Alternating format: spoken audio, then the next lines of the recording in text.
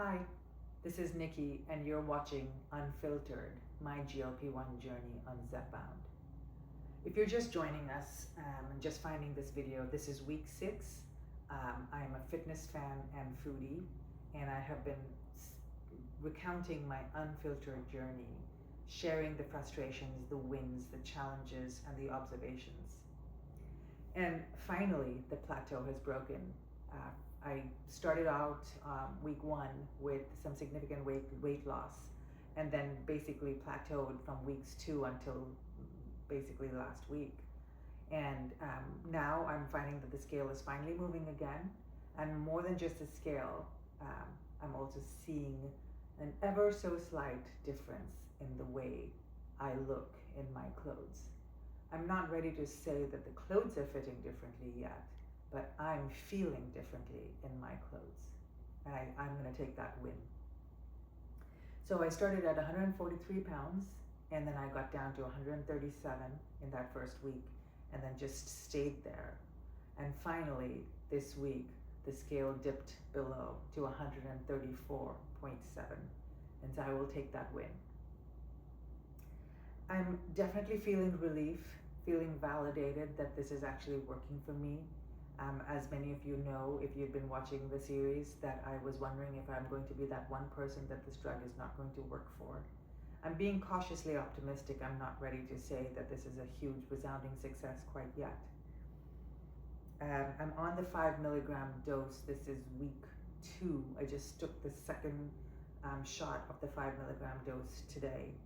And I've had no additional side effects. When I started the starter dose, 6 weeks ago, I had some significant digestive distress for a few days. My stomach hurt. I had, just everything coming out of me, kind of purging like a detox. And moving to this 5 milligram dose, I haven't seen any side effects, quite frankly. The one thing I will say is that the appetite suppression is a little bit more subtle now. It wasn't as intense as it was when I first started in the first couple of weeks. But there's a slight shift. It's not so much appetite suppression, or maybe this is what it is, and I'm just calling it a different name. But I do find that if I eat too big a portion, so it's more about the portion size. That's more important than the actual appetite. So it's not like I don't want to eat. I definitely feel hungry. I definitely want to eat. But when I eat, I have to be super mindful about the portion size. As an example, I was up in Lake Arrowhead this weekend, and I went to my favorite restaurant there and ordered a burger, as I normally do. And it's always a lettuce wrap. Even before getting on this journey, for the last decade, I've been having burgers as a lettuce wrap. And, and came with a small order of tots. And I ate my burger, and I ate most of the tots, and definitely felt discomfort. And interestingly, and I've noticed this a couple of times, I feel a tension. It's almost like it's sort of like tight and kind of like not fully bloated in the traditional sense of the word, but sort of like a tension, like it's just stretched taut right around here, and it's almost tender to touch. So I'm kind of keeping an eye on what that is. So last weekend, I was actually up in Davis for the weekend. It was most definitely a foodie weekend. We tried 4 different really great restaurants. In fact, you might check out my other channel, the Food and Travel channel playlist, if you're interested.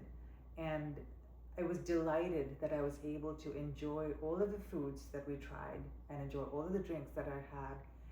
I just had to do it in moderation. I didn't eat the same size portions as I normally would have. And that's why, even though I ate out an entire weekend, last weekend, I didn't see a shift in the scale. I didn't see a shift in any, there was no digestive distress. I didn't have the stomach ache. I didn't have this tension that I'm talking about. But this weekend, because we went to my favorite restaurant in Lake Arrowhead,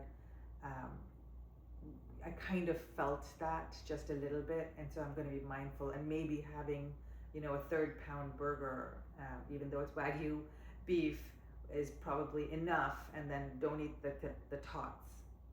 And on the topic of tots, or rather carbs, I'm kind of playing with this hypothesis right now. I'm not sure if the medication is giving me license to be a little bit more free with the carbs like bread and potato and things like that, or or is it? I'm not. Let me rephrase this. I'm still kind of in the curiosity right now. Is it too much for me to be? Let me start this over again. Speaking of thoughts and speaking of carbs, actually, I'm finding this realization. I'm having this realization, this observation that I feel like I might be taking a free license. I feel like this medication might be giving me license to eat more carbs than I normally would. Is it that? Or, so do I have to be careful about this? Or can I look at it from a perspective of having deprived myself for so many years for things like good bread or tots or fries and things like that? Does this medication now allow me to have them as long as I'm having them in moderation and in small portions? So this is sort of the tension and the push and pull that I'm experiencing right now.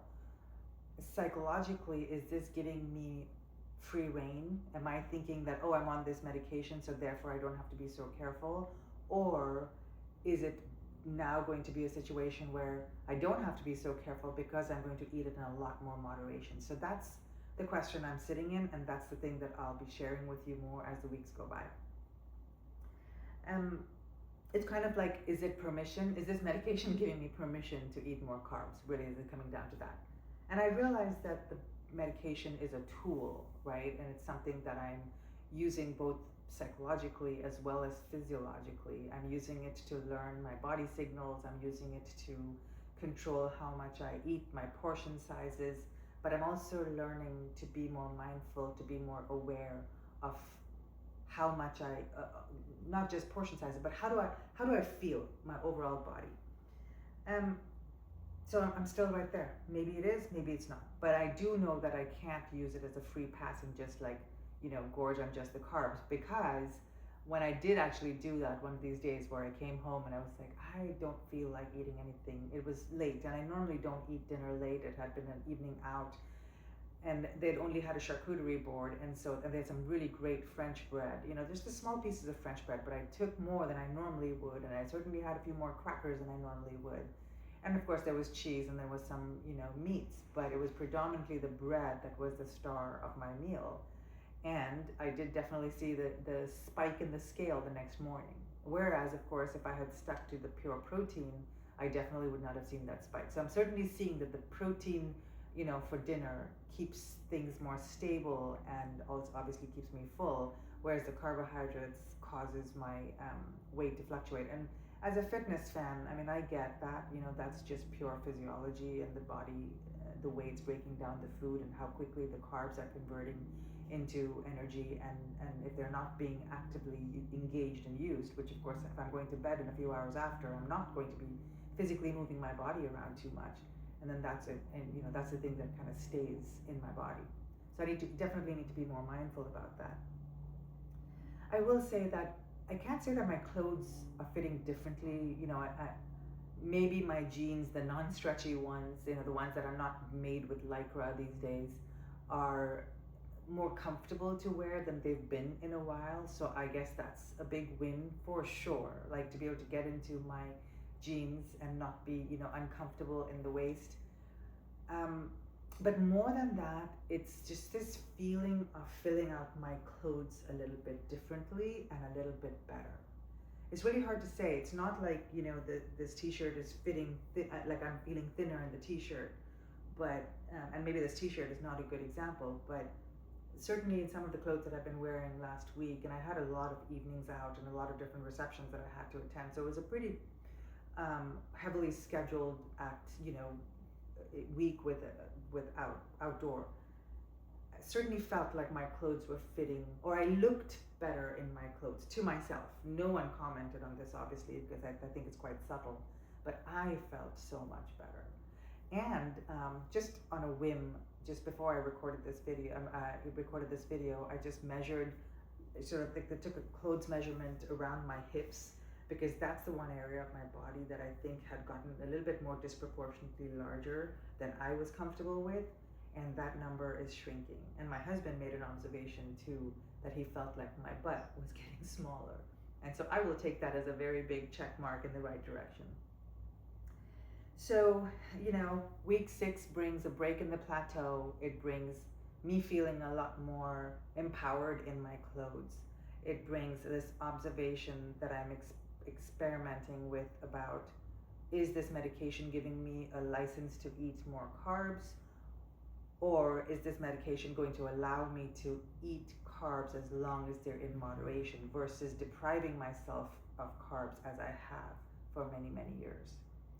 So that's the exploration that we're in. You're watching Unfiltered, my GLP-1 journey, and that's the Unfiltered Truth this week. I look forward to seeing you next Sunday as we dig into week 7.